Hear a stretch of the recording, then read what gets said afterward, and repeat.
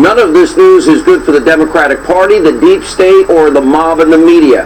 Now we start with this massive news. The deep state, I guarantee you this was leaked on purpose to get ahead of what is coming, and that is a huge crisis, because breaking just moments ago, another blow to the Democrats' impeachment charade. There is a report at this hour that an FBI official is now under criminal investigation for altering a document related to the 2016 surveillance of the Trump campaign advisor Carter Page. Now remember, the FISA warrant against Donald Trump campaign, remember that was the back door to get everything into all things Trump campaign, Trump transition team, Trump presidency. Now these reports bearing out, well, that would be called FISA abuse. Exactly what we have been exposing on this show for a very, very long time. And now finally, after years of waiting, thanks to the Horowitz probe, now at an end, justice is about to be served. Clearly, this is being leaked in advance to try and get ahead of the report that Lindsey Graham confirmed to us last night right here on this program. The FISA report will come out on December the 9th. Horowitz will testify before the Senate Judiciary, that's Lindsey Graham's committee, on December the 11th. We're going to continue to monitor this developing story throughout the hour. Sarah Carter will break more news on this in a minute. We're also tracking 4 other big stories. Get this, including another disastrous day for the Schiff impeachment coup attempt. It was even worse, believe it or not, than yesterday. Plus major new information surrounding the Bidens, thanks to a letter from Senator Lindsey Graham. We have that letter. We also have a great new video. You're going to want to hit your record button tonight and get this for, well, decades to come. But first, we start in the Washington swamp. More hearsay, more conjecture, more opinion, and more arrogant bureaucrats. Oh, and an overheard phone call in a busy restaurant that, are you ready for this? Was not on speaker, contradicting the person that was actually on the private call, and the person was at the other end of the table. This is how bad this Schiff show has now become. It's so bad, he even presented a fact witness today with 0 facts, none whatsoever. This was the Schiff show's grand finale. This was his closing argument, and today's hearing was supposed to tie everything together. Instead, again, this blew up right in Schiff's face and the Democrats' faces. Here's what Congressman Jim Jordan said with the perfect summary of the non-case of the Democratic Party against the President of the United States. Take a look. July 19th, Dr. Hill, Colonel Vindman told Taylor what Sondland told them. July 19th, Sondland told Taylor about the upcoming Trump-Zelensky call. July 20th, Sondland told Taylor what Sondland told Zelensky to tell Trump. July 20th, Dana Look tells Taylor what Zelensky told Dana Look.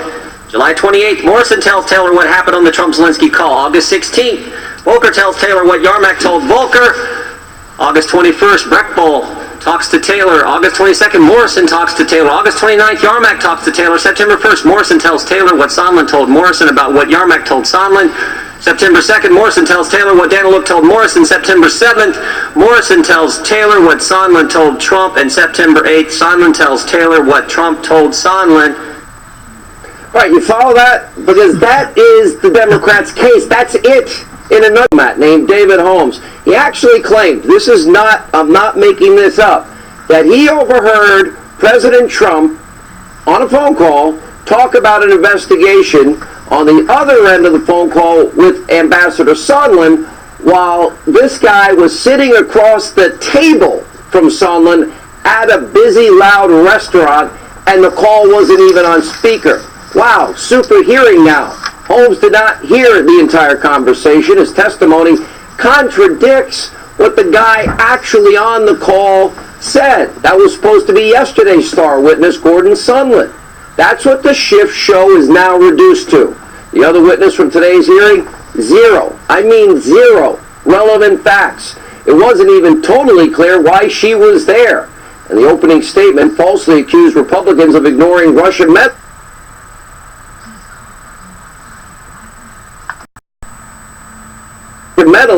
and also falsely accused Republicans of pushing a conspiracy theory about Ukrainian election interference.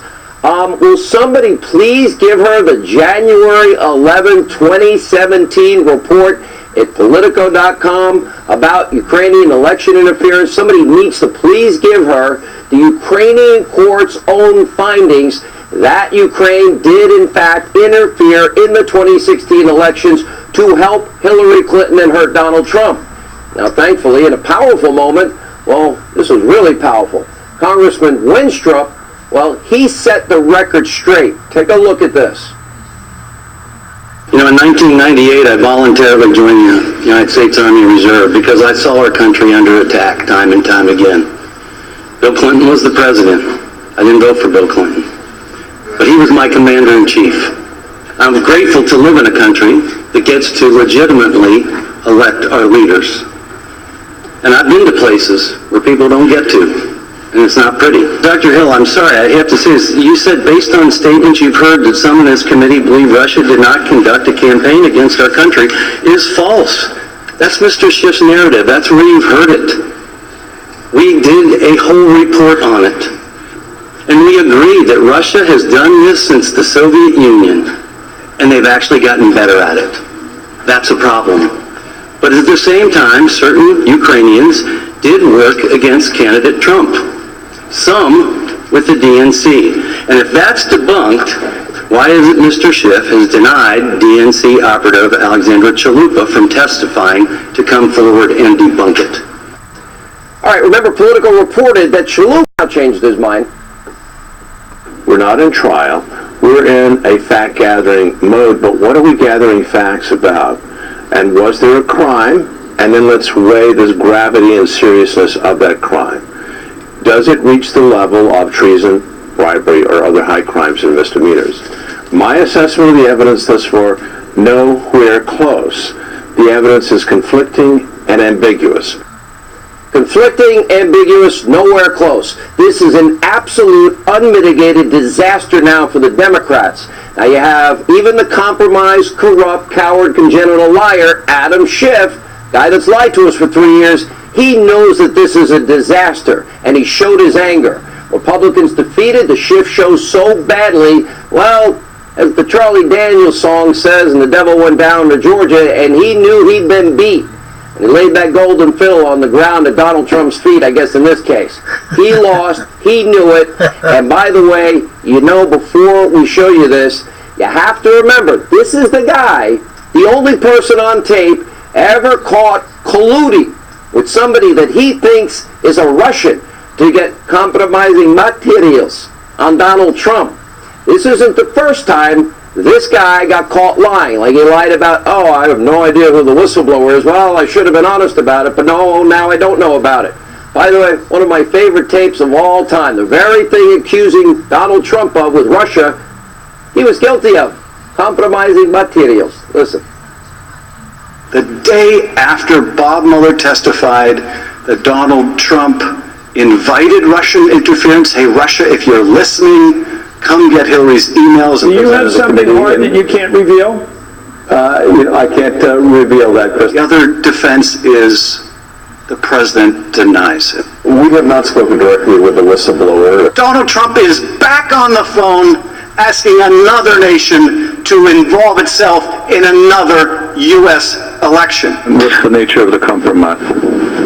Well, there were pictures of naked Trump. And so Putin was made aware of the availability of the compromising material? And there have been a ton of videos right now.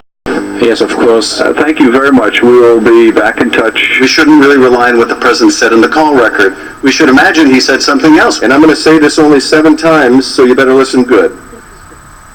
I want you to make up dirt on my political opponent. Understand lots of it. Compromised, corrupt, congenital liar. He's lied to the country for 3 years. 3 long years. And Schiff's closing remarks showed his rage. Now, I'm sure if it was up to him, he'd just try and bring in more hearsay witnesses, opinion witnesses for, I guess, auditions first, depositions, and then hearings. But I think Pelosi probably won't let him.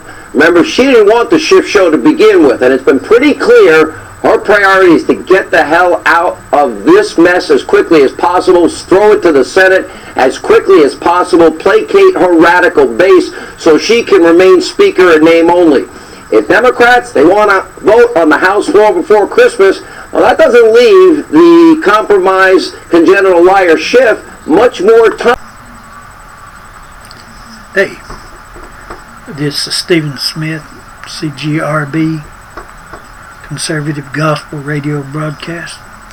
And you've been watching Sean Hannity on Fox News.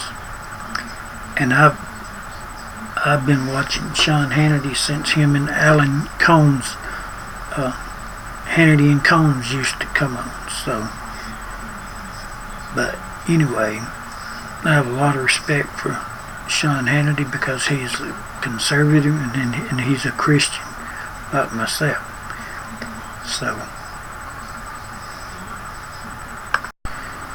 if we had more news reporters and anchors like Sean Hannity, then we could get to the truth.